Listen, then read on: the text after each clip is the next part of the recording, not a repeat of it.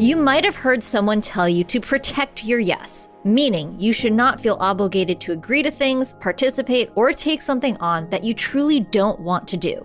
If it doesn't fulfill you in one way or another, why do it? In business, sometimes you can't protect your yes, though. Sometimes, if you don't say yes, you don't have customers. But you can't say yes to everything. Or can you? We did just about anything. I said no to nothing, like my dad taught me growing up. Just say yes to everything and figure it out later. I often quoted things like plumbing and stuff. I had no clue how to do it. And then I'd go to the plumbing store and ask them how to do it. And they kind of have somewhat of an idea. And anyway, this is the story of my life. That's Paul Rathnam, the owner of ModPools, a multi-million-dollar company that builds swimming pools out of shipping containers. And as you can tell, he took saying yes to a whole new level. But while Paul was busy saying yes, throughout his life, he heard a lot of no's. And even though his just say yes strategy eventually paid off, saying yes to everything had its pitfalls. We'll get into all of that on this episode of The Journey.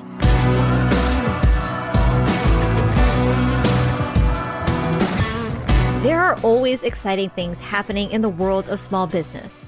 The news that grabs the headlines, though, are always the highlights. The overnight successes, the billion-dollar IPOs, the massive exits.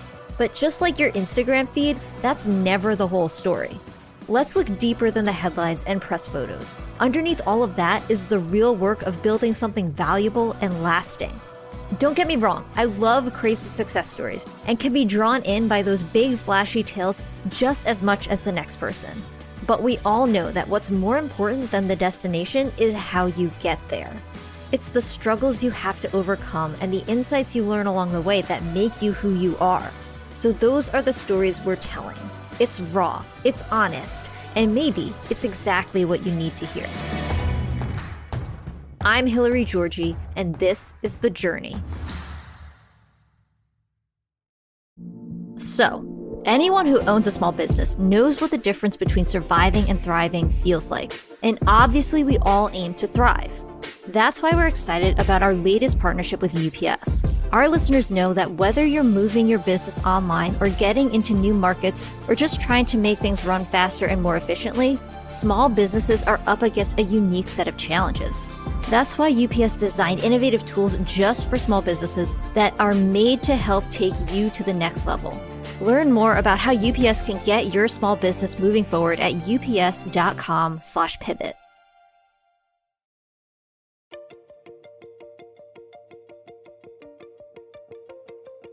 Today, Paul has made millions of dollars in business, success that was largely drawn from his magnetic positive attitude. But if you went back in time and asked his parents and his teachers what they thought Paul would achieve, you'd have heard a very different prediction.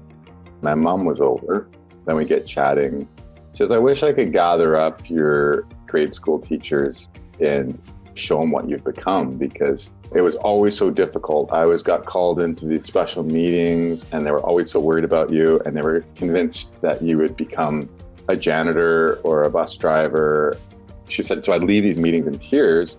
Basically, they just said, lower your expectations for Paul. He's probably not going to amount to much. That's a hard thing to hear from a young age. It was demoralizing. But as many entrepreneurs can attest, school certainly isn't everything. And just because Paul wasn't a rock star in the classroom didn't mean he was lacking in other areas. As a matter of fact, Paul was blessed with a very important gift that would take him far. They say that people that have a disability or are weak in an area are sometimes exceptional in other areas or really strong. You could look at somebody who's hearing impaired or someone who's visually impaired. Their other senses are really high and they tend to hone those other skills to compensate.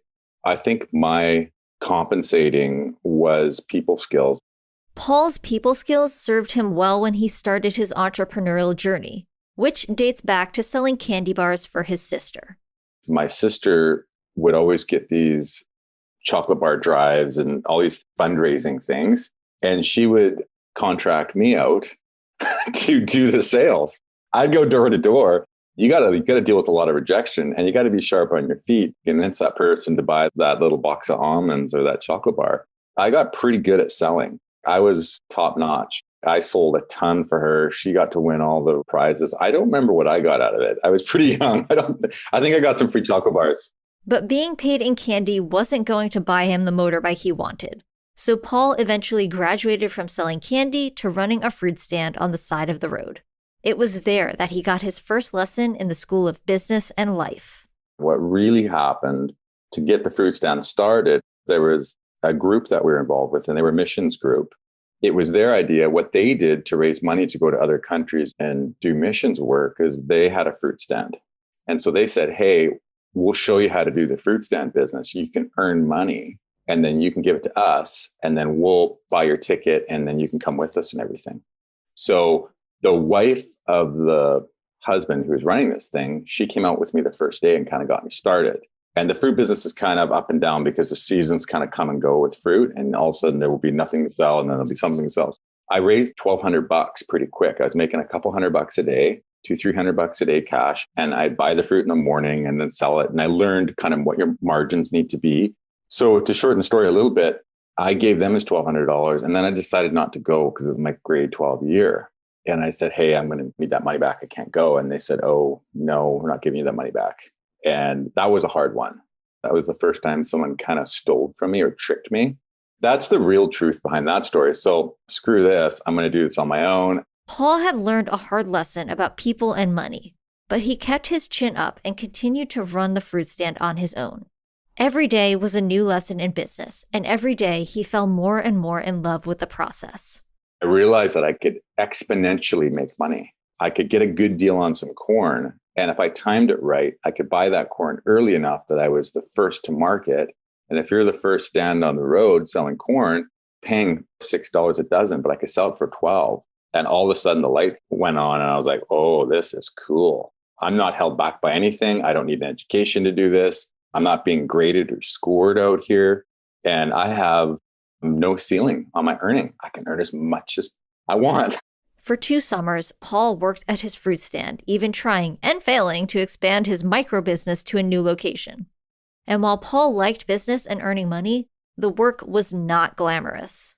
All my friends were driving by and laughing and waving and throwing stuff. And it's not fun. And it's pretty humbling being on the side of the road selling fruit, especially when no one's buying your fruit and you're just sitting there and people are driving by staring at you.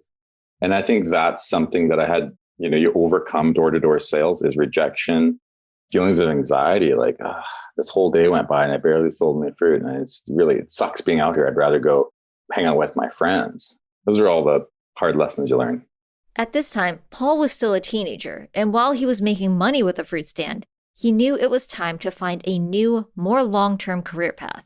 So after the fruit stand and after he graduated high school, Paul tried on a number of different hats trying to find his way in the world. He was a truck driver and he worked in real estate for a while until eventually he decided he was going to start his own renovation business. There was just one small problem. My wife and I were married and right away we're like, wow, we got to get our own place. We were renting and we didn't like it. Built our first house. Long story short, I started collecting real estate, buying lots and building and renovating houses. And I started a renovation company. I thought, forget this driving thing because it's holding me back right now from doing real estate stuff. I got as much leverage as I could from that income. And then once I had about $1 million of real estate floating, and I had about a $15,000 investment into that, I thought, well, it's a great time to quit my job. Makes a lot of sense.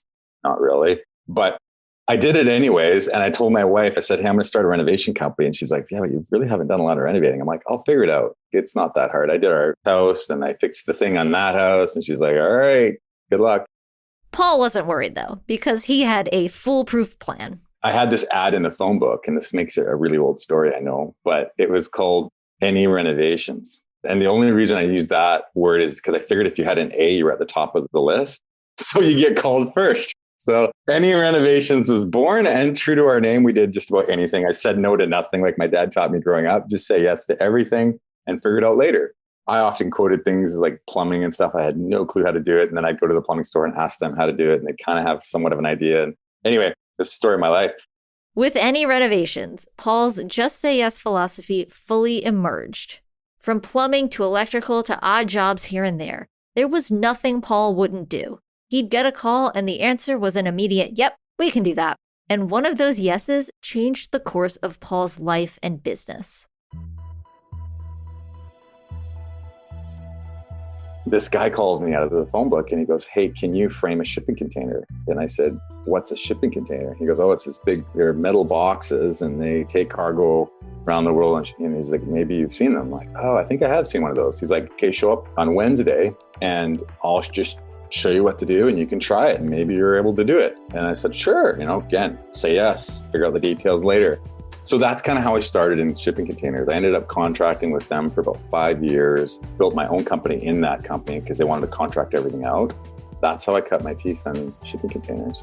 So, Paul found himself in the shipping container business, and for all intents and purposes, things were going okay. The business was fine, but not scalable because every project was so specific.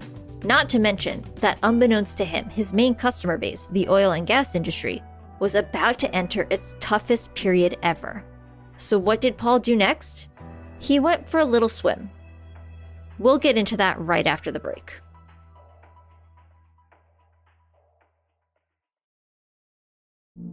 Today's podcast is sponsored by UPS. Look, if there's one thing that all small business owners know, it's that keeping customers waiting just doesn't work. So, UPS has unveiled their fastest ground shipping ever, getting you to customers in cities across the US up to a day faster. And now, Mission Podcast listeners can save on UPS's fastest ground shipping ever with the code SOAR, SOAR. Small businesses around the country trust UPS to get their orders out the door and delivered every day.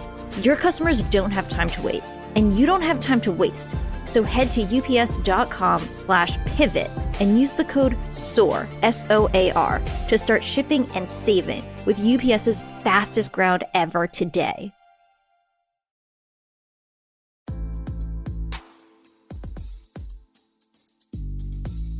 Paul's business was going well, but all work and no play is no fun, right?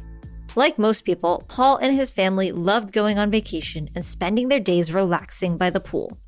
But those trips add up after a while, and Paul figured there had to be a better way.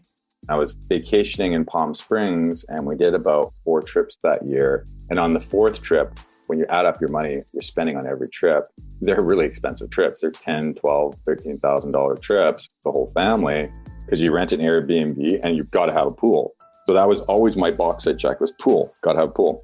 So the last trip, we were sitting around, having a few drinks, hanging out. And I was just like, we would come here a lot less if we had our own pool. We could do this at home. There's nothing like, yeah, it'd be colder, but we could just turn the water off. So that's when I drew out my first pool on a napkin and started really just super focusing on it, fixating on it, and figuring out like, what would I want a pool to be? How would I want it to look? And how could I make it out of a shipping container? Because that's the business I'm in. I'm all set up for that. I'm tooled for it. I've got all the equipment. I got the yard, the infrastructure. What could I do with that product that would make it really stand out? With his sketch in hand, he went to his engineers at the warehouse and let the team know that this was their new project. They worked for Paul, so obviously they said yes. But in the back of their minds and under their breath, they had a few other thoughts. I went to the shop. I told the guys we're going to build a pool out of a shipping container, and all my welders sort of looked at me like, have you gone crazy? And some of them after, like years later, said, I thought you were 100% crazy. I was really expecting to find a new job the next month. We've hit the bottom, right? There wasn't a lot of buy-in. My electrician at the time, a good friend of mine, he's kind of like, people aren't going to want to buy these, Paul. Like, I think build one for yourself, fine. And that's kind of how it got started. Not a lot of buy-in. No one really thought it was a good idea. No one thought I cracked any good codes here, but I had the persistence just to kind of keep working on it. Bit by bit, month by month, the team worked on this little passion project while still delivering for Paul's oil and gas clients. Eventually, they landed on a design for a shipping container pool that worked, and Paul brought it over to his house triumphant. They had figured it out, and now it was time to do nothing?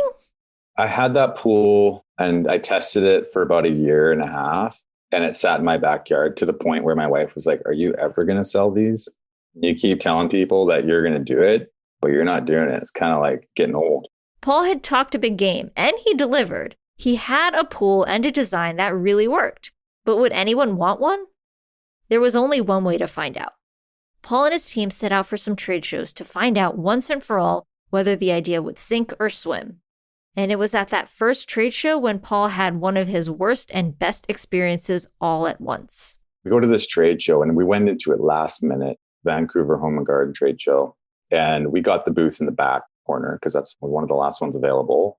I want to say it was like $15,000. Plus we built a pool especially for it because I didn't want to take one out of my backyard. We built a pool for it. So there's like another, bunch of money. We're literally like paint's wet the day before kind of thing.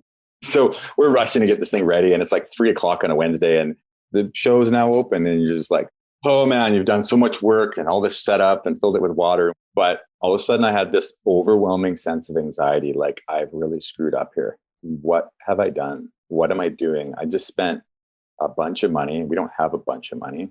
I spent a lot of money on this. No investors. There's no venture. This is just all me. And I'm sitting at this little round table behind my computer. And all of a sudden, and I'm not this kind of person. I mean, you know my story a bit now. I'm a pretty outgoing person. I'll knock on your door. And if you close it, I'll knock again and say, I think you should really buy this chocolate bar. If you're supporting a great cause, consider reconsidering. But I just had this overwhelming feeling of sinking down behind my computer and hiding under the table. Honestly, I wanted to hide. I just felt like this is a bad idea. I shouldn't have done this. I wasted a bunch of money. My company's on the line here. Shortly after, and I want to say within the first hour, and I'm dying of anxiety, and I don't have anxiety as a person, but I'm dying inside. And this lady walks by and she stops. She looks at it. She goes, is that a swimming pool? I said, yeah. Made out of a shipping container? Yeah. She goes, you're going to be a millionaire. This is an amazing idea. Said it to me straight in the eyes, turned and kept walking. And I was just like, whoa, like that's exactly what I needed to hear. I just needed somebody to say it's a good idea. I need somebody to believe in me. Oddly, that just turned the corner for me. I don't know why that just flipped a switch in me. And I was like, yeah, we're going to do this. After that trade show, they went to another, and they were building momentum along the way, and some sales too. But a few orders here and there don't equate to a sustainable business. ModPools needed to market the product, and that went, well, better than expected. We did some media stuff and it was kind of half-assed. Like we didn't really try real hard. It was just like a guy came to take pictures and he's like, hey, I brought my buddy here and he's got a drone. I was like, oh, yeah, go for it. Take some pictures. He's like, I'll send you a video. That was the next big moment. So that video ended up going viral. It got on Yahoo's front page and the world just changed overnight. Here I'm golfing. It was Easter weekend. I'm golfing with my brother. The email from ModPools was directly on my phone at the time. And my phone's just blowing up. So I literally answered the first couple of emails and I did not connect the dots. I didn't realize that the video had gone viral at that point and it happened that morning. I was like, why are people asking how much? How much is what? I just wasn't getting it. I was golfing and just not paying attention. And then by the end of that round, I think I got a couple hundred emails. One of my friends is like, man, you got to check out this story, and sent me a link. And here it's on Yahoo's front page. At that point, we just exploded where people were like, I want to buy one. How do I get one? Paul says the video received tens of millions of views in a matter of months, and he was getting 1,000 emails a day from new customers. And to all of them, Paul said yes. And sure, having a huge influx of sales is a dream come true, but it also can be a bit of a nightmare. This is the win that people dream of, oh my God, everybody wants my product. This is amazing. Is there anything inside you that's like, oh crap, I have to now make a whole bunch of these. We got to scale up. This is a whole new business I'm running. It's not just my side thing. This is my thing now. Yeah. I mean, you're just honing in on another absolute traumatic problem, which no one saw coming. How do you deal with 1,000 emails a day? We're not set up for that. We're business to business. If the phone rings, it's like, who's calling? We have no sales strategy. We don't have a sales funnel at all. There's people from Europe. Can you ship this to the UK? And we're like, guess. I don't know. Yeah, we'll look into it. Again, going with the yes mentality. Sure, we'll figure it out. But all these orders came in. We weren't set up. We hadn't even built many yet. We'd built at that point a few. But to go from a few to 70 pools in probably a month was a real problem because people are going, hey, when can I get my pool? We don't even know how long it takes to build a pool. In fact, we're trying to remember how we built this pool. And when I look back, I realized that we were really close to going bankrupt because what we had to do is we had to jump off one lily pad to the other lily pad. And there wasn't any good way to do that. So we were working with our existing business to business customers, trying to do some pools at the same time. And we were divided and we weren't doing anything well. It was time to get serious, shift gears, and jump into the deep end. The company told its clients in the old shipping container business that it would no longer be able to take orders, and ModPools went into full pool production mode. And that first year was hard, harder than even Paul realized at the time. I wasn't focusing on the financial reports like I probably should have been. I was just building pools. I knew we had lots of pools to build. I was there every day, late, every night. I slept there sometimes. It was nonstop for us. We just kept going and we didn't look back. I was spraying the pools and prepping them. And I was probably so involved that I didn't really know what was going on so much. I wasn't paying attention to it. But when I look back, that's when I realized how tough things actually were and how tight it was. And what ended up happening is our margins, our cost to produce one pool was very different than our cost to produce 70 pools or 10 pools. As we went along, our costs didn't go down, they went up. Turns out it was quicker and easier and we were cheaper. And we kind of thought we knew what our margins were and we set a price. And so that was another big problem is we committed to these 70 pools at a certain price, quickly realized we need to change our margins 25 or 30%. It was a lot. Crap, we're not making any money. And then you've got all your manufacturing issues, the things that don't work that you have to change, your process. You see things start failing out in the field that you have to go fix it. And you're just like, I barely like thinking about that year. It's so painful. I don't want to ever go back and do that again. How did Paul get through it? He just kept saying yes, moving forward, and figuring out the answer as he went along. There were some hard lessons to learn, but Paul and ModPools made it through to the other side, and today, the company is building and shipping pools all over North America and fielding a steady stream of new orders. Paul wasn't blessed with an easy childhood or the book smarts to get him scholarships and good grades. He was written off and not much was expected from him. But what he lacked in traditional knowledge, he more than made up for in people skills and a belief that he could do anything. I didn't have to pass a test to start ModPools, and I didn't have to pass a test or I wasn't graded to make my first $1 million. None of those things matter in the real world. In the real world, all that matters is how you respond when life hands you an opportunity. For Paul, he responds with one simple answer. You know what it is.